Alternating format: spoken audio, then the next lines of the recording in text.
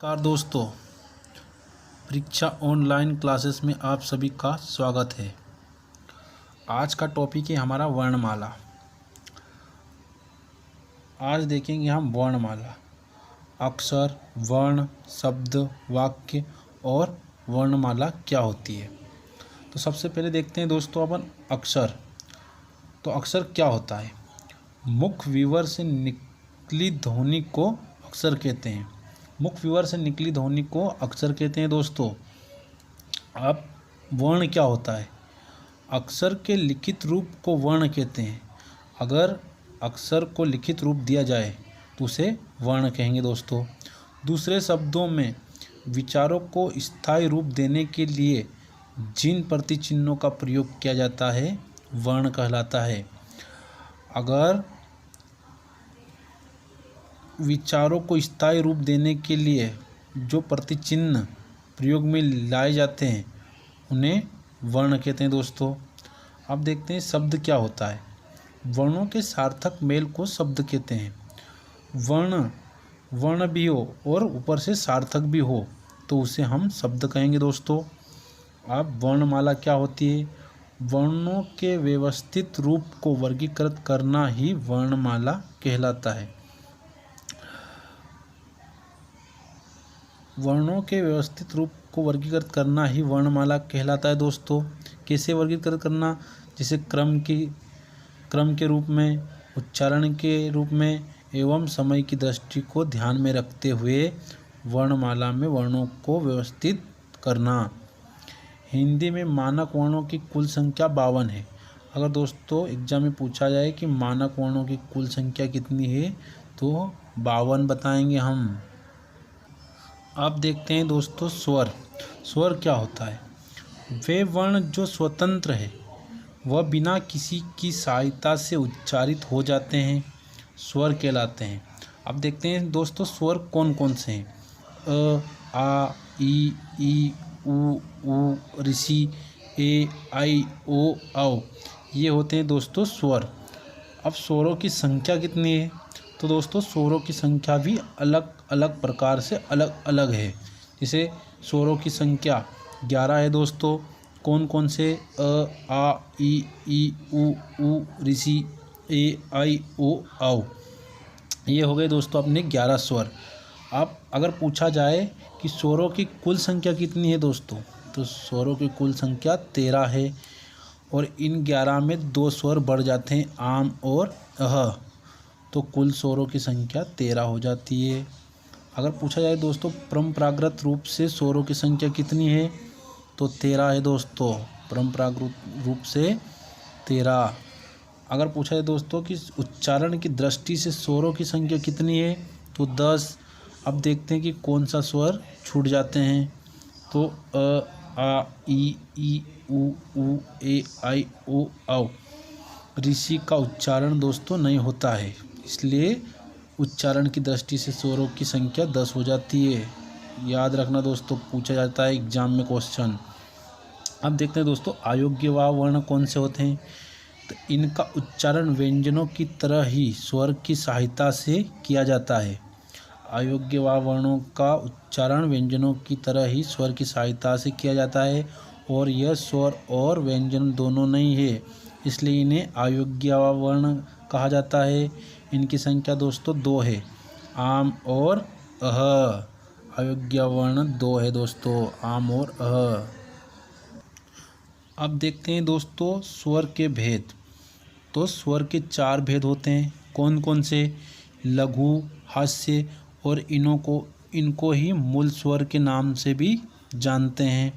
दूसरा दीर्घ स्वर, तीसरा संयुक्त स्वर और चौथा विलुप्त स्वर। देखते हैं दोस्तों इनकी संख्या कितनी है। तो लघु एवं हास्य स्वर की संख्या 4 है। देखते हैं कौन कौन से?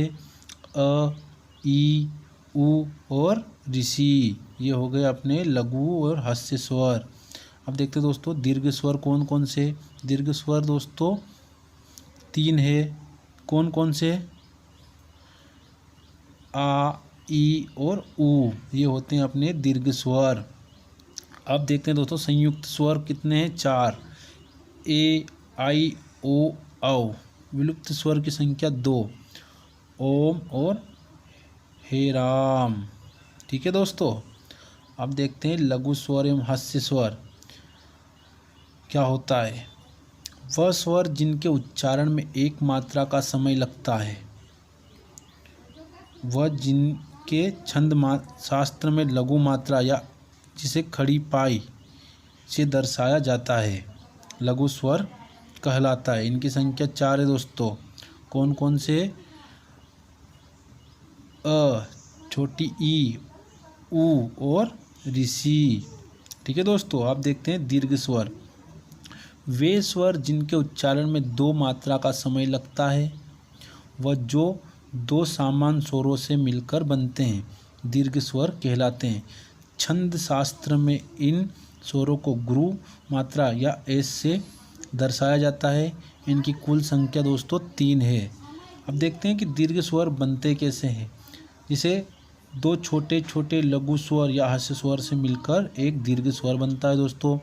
जैसे अ प्लस अ दोनों लघु स्वर है, और आ जो कि दीर्घ स्वर के रूप में, ई और ई 2 छोटे लघु मिलकर एक बड़ी ई का निर्माण हुआ।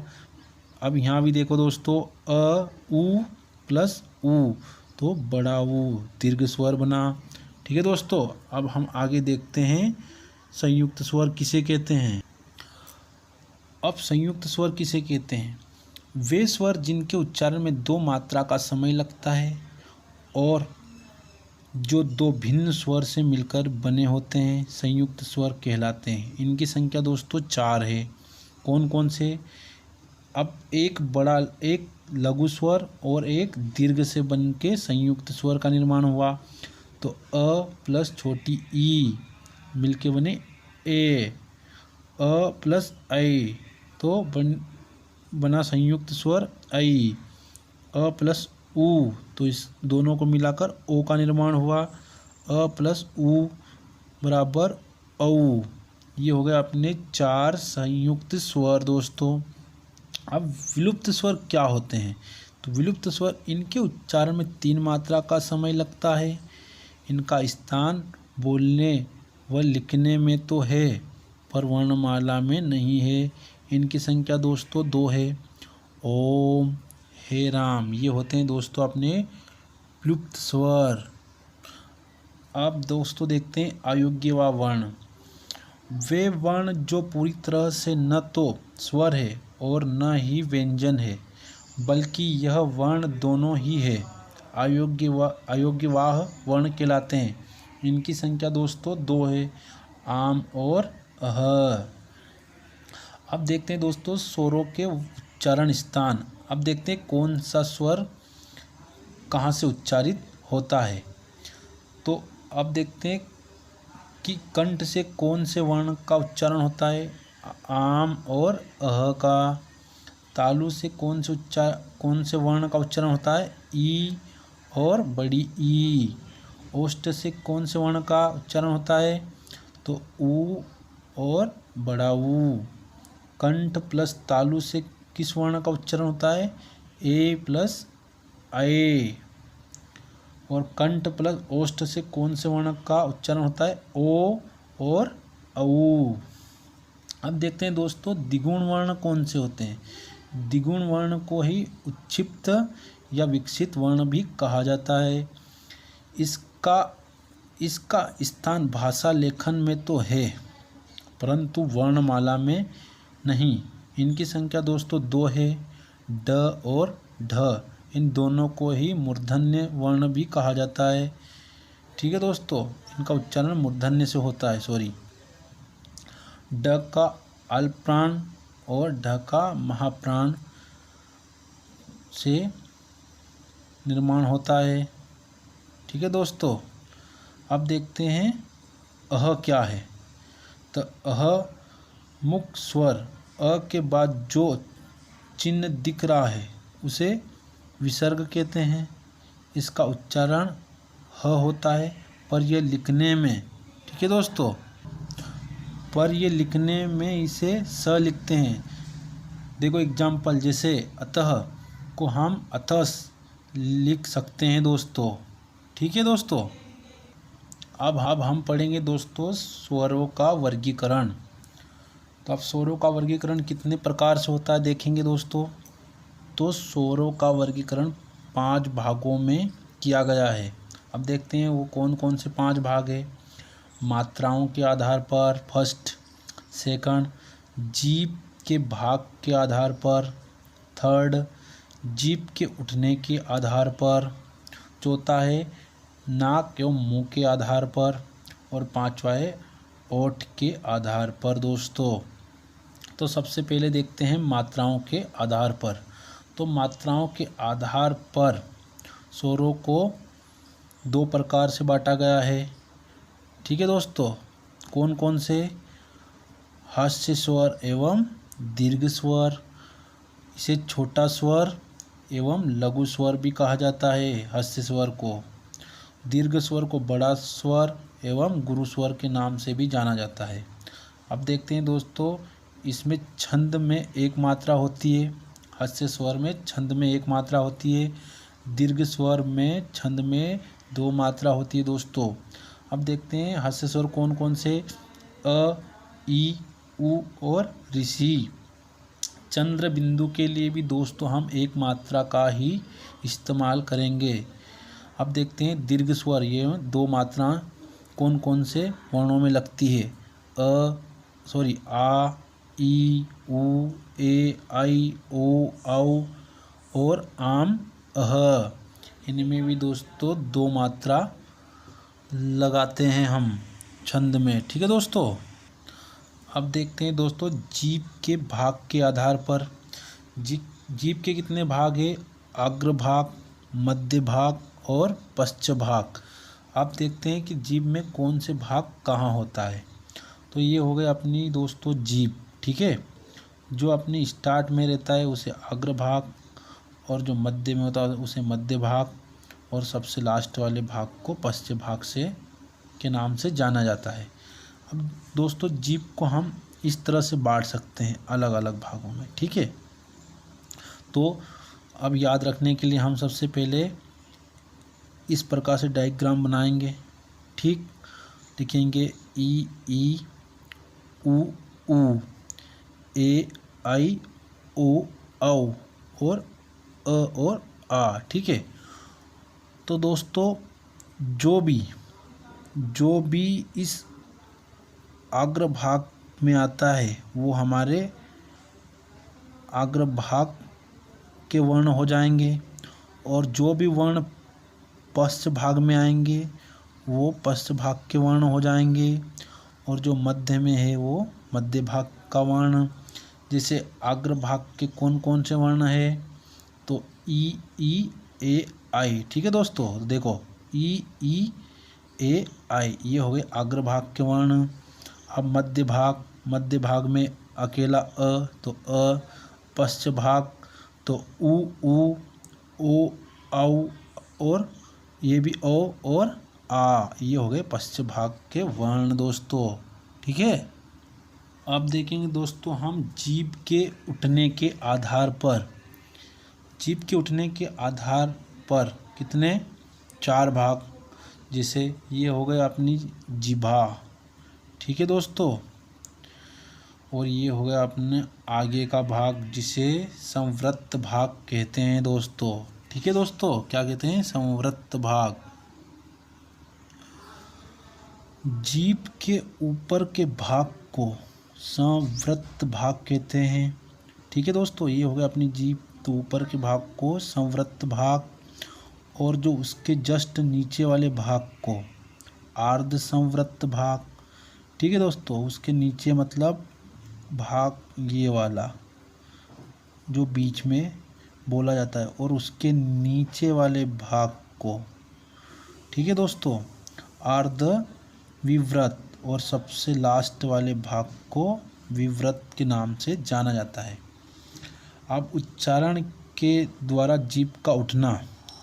अब जीभ कितनी उठेगी और किस प्रकार से उच्चारण होगा उसका। ठीक है दोस्तों, अब सबसे पहले संवृत, तो जीभ ऊपर की तरफ उठी, तो बोल के देखो वर्ण ई, ऊ ऊ, ये जीभ ऊपर की तरफ उठ रही है, तो ये हो गया अपने संवृत्त वर्ण। कौन कौन से हैं? ई ऊ ऊ। ठीक है दोस्तों, ये हो गया हमारे संवृत्त वर्ण। आप आर्ध संवृत्त, ठीक है, आर्ध संवृत्त, तो इस वर्ण को गूंगे व्यक्ति भी बोल सकते हैं, जैसे ए ओ, ए ओ।